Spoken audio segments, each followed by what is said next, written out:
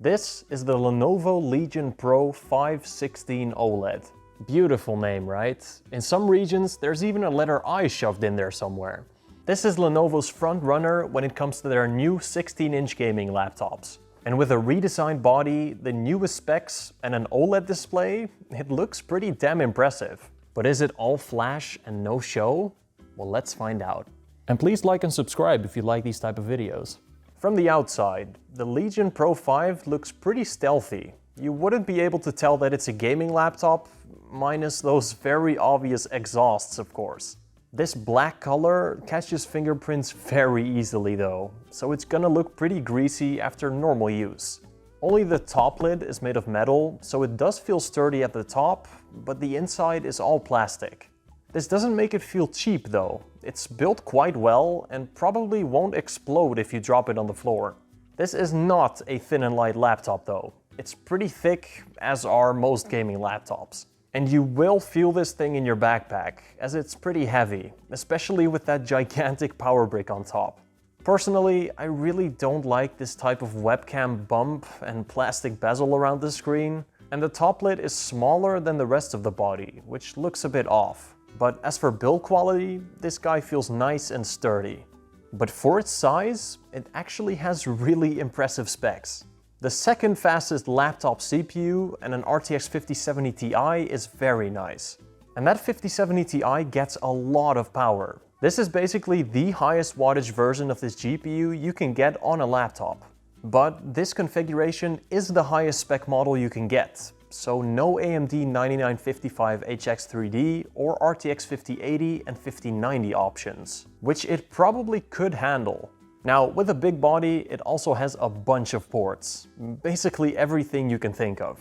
Oh, and it actually has a hardware switch for its webcam, which is pretty cool. What's also unique for Lenovo laptops is that you can choose USB ports to stay on while the laptop is off. So you can charge your phone through the laptop even if it's not turned on, and that's pretty neat. But with a Pro in its name, I would have at least expected a microSD or SD card reader slot and Thunderbolt 5, since it has that new Intel chip. But hey, it does have Ethernet and Thunderbolt 4, so this isn't a deal breaker or anything. Speaking of huge, this power brick is massive and pretty damn heavy. It is kind of justified since it supplies a whopping 300 watts, but it also supports USB-C charging up to 100 watts, so you could always just use a smaller brick if you're on the go. This laptop also has a great keyboard. It does have an RGB backlight, but with 24 zones. That's a pretty odd number, right? Well, it's actually one zone per vertical row of keys. This looks okay, but a bit cheap with the lighting options that Lenovo gives you. You can, of course, just keep it on one static color as well. But the keys themselves feel great. They're very clicky and tactile.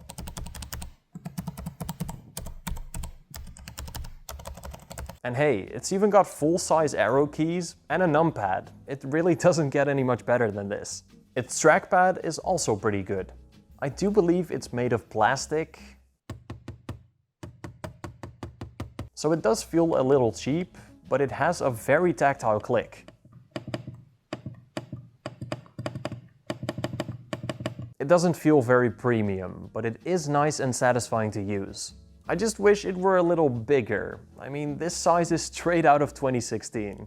And I personally don't really like the left side placement. It kind of gets in the way when you're playing games. But you're gonna use a mouse 99% of the time anyways, so it's perfectly fine for normal use. On the surface, this display looks awesome. It's a 16-inch 2.5K OLED display with a refresh rate of 240 Hz. Basically as good as it gets, right? But damn it, Lenovo wants to play mirror mirror on the wall again. Laptop manufacturers really have to learn that we don't do our makeup in front of a laptop. No judging if you do though. ASUS has shown that there's plenty of ways to prevent reflections on an OLED, but I guess this is cheaper. This just makes it very annoying to use outside or anywhere with a window or light source nearby. Other than that, this is a genuinely impressive display. The OLED looks very nice. Awesome colors, amazing contrast, and those perfect inky blacks just never get old. Add on top of that a refresh rate of 240 Hz, and this thing is probably the best gaming display that money can buy. It also gets nice and bright at a full 500 nits. The display hinge gets tight enough and prevents wobble pretty well, and it even opens up to 180 degrees, which is great for viewing angles. Minus that god-awful reflective screen, this display is great. The same cannot be said for its speakers.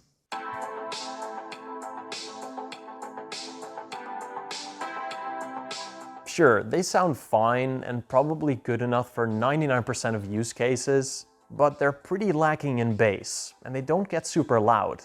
They're also only on the bottom, so they sound a lot worse when you pick it off a table. And for gaming, they're a bit meh.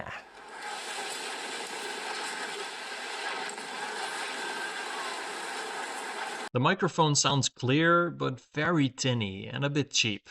But the webcam is actually pretty high quality. It looks genuinely good for a laptop. Now, this laptop comes pre-installed with a lot of shit, including Lenovo's gaming software, LegionSpace. When you first start it, you're bombarded by advertisements, which is a common theme for this laptop, unfortunately. But once you get to the customizability, it's pretty simple and great.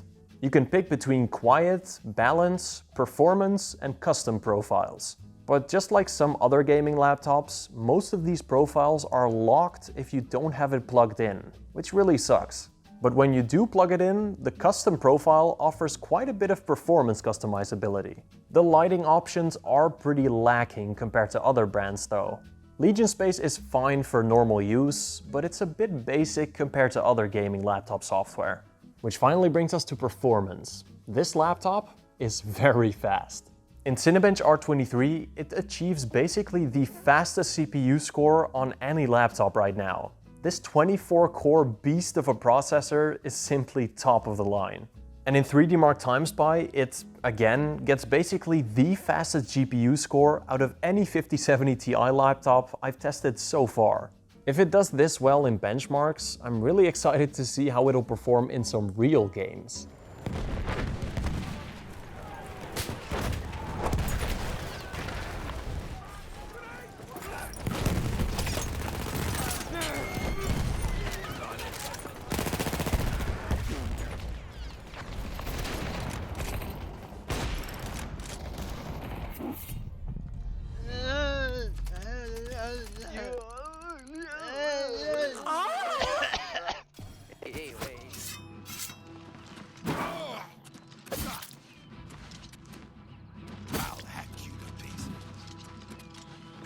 You'll never take me down.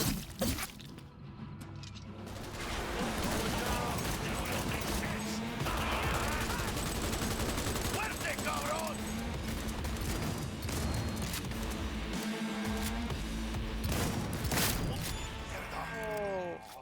What did you do, man? No!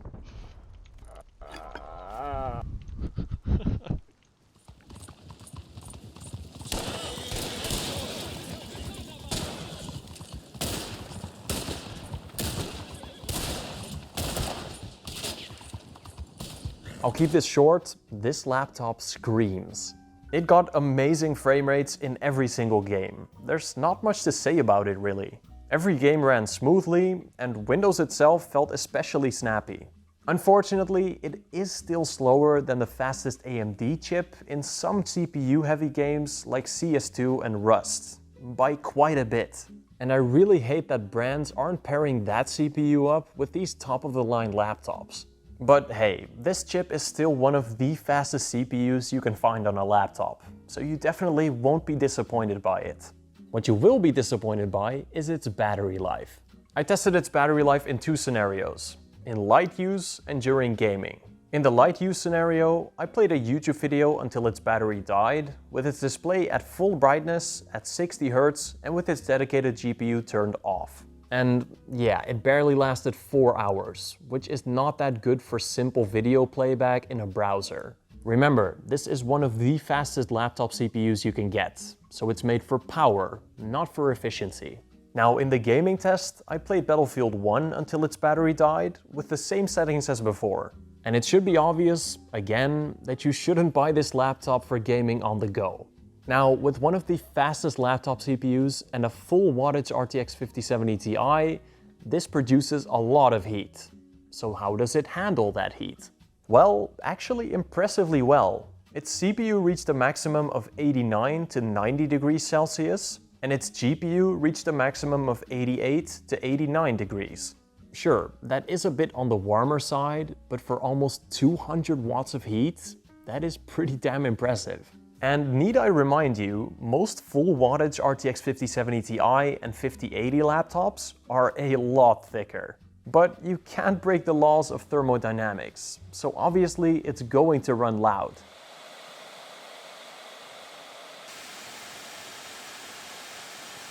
But for this kind of performance, just wear headphones. Now thankfully, with a thicker body, you'll also get more upgradeability. Naturally, it does have a Wi-Fi card slot and also two M.2 SSD slots, so you don't have to replace the current Windows drive to get extra storage. But most importantly, it has fully upgradable RAM, which is just awesome. So far so good, right? But what does all of this cost? Well, it's not the cheapest 5070 Ti gaming laptop. You are paying a bit of a premium. Obviously, cheaper models are available as well, with lower spec GPUs. Now, let me just say this to Lenovo. Your product line naming sucks. You've got the Legion 5, 7, and 9, the Legion 5i, 7i, and 9i, the Legion Pro 5, 7, and 9, and the Legion Pro 5i, 7i, and 9i. On top of that, there's also different generations for each one of those models, which to my knowledge don't make any sense. And the specs of each of these models also change depending on your region. Now you might think, those 5, 7, and 9 just indicate which processor they have, right? An Intel Core Ultra 5, 7, or 9. No, because I'm currently reviewing the Legion Pro 5, which has an Intel Core Ultra 9. Okay, enough ranting. Is the Lenovo Legion Pro 5 or 5i 16-inch worth it? I think so, yes. You are paying a premium for it compared to the cheapest of the cheapest laptops at this spec. But for that price, you get a pretty good build quality, a great keyboard, a beautiful display, even though it is a literal mirror, but most importantly, top-of-the-line performance. Minus that stupid naming scheme, the incredibly reflective display, and the mediocre speakers, you're getting a very good gaming laptop, and I genuinely recommend it. But the most important question is this laptop better than the offerings from different brands? The Asus Strix G16 has the same specs, but with that fastest AMD chip in the world. So how does it compare to that? And the Asus Zephyrus G16 also has similar specs, but a lot thinner and more portable. So how does it compare to that? Well, let's compare it to those two in the next videos. Stay tuned for those next week. Now let me give a huge shout out to my YouTube members. Soundwife, Thomas, Inky, Mr. Frosty Dude, Dropzone1, Martijn Snijkers, Flimsy, Aki, Disco Volante, Daniel, Mr. Nuke, Sebastian, Christian Sands, Real Elf, Suryansh, Alan, Toasted, Eric the Red, Wesley Rhodes, Michael, Ghost Data, Walter, and Toff. If you become a YouTube member, you get early access to content of mine, a shout out at the end of every video, and you'll also be supporting me as a creator to make these videos. And of course, you'll also be part of the Cool Guys Club. So you can use cool emojis like these in the comment section. So join the club if you're interested, and I will see you all in the next video. Bye bye. Is that a guy? There's just a dude. Did he help? And they... Yo, this dude just like pulled a Batman on me.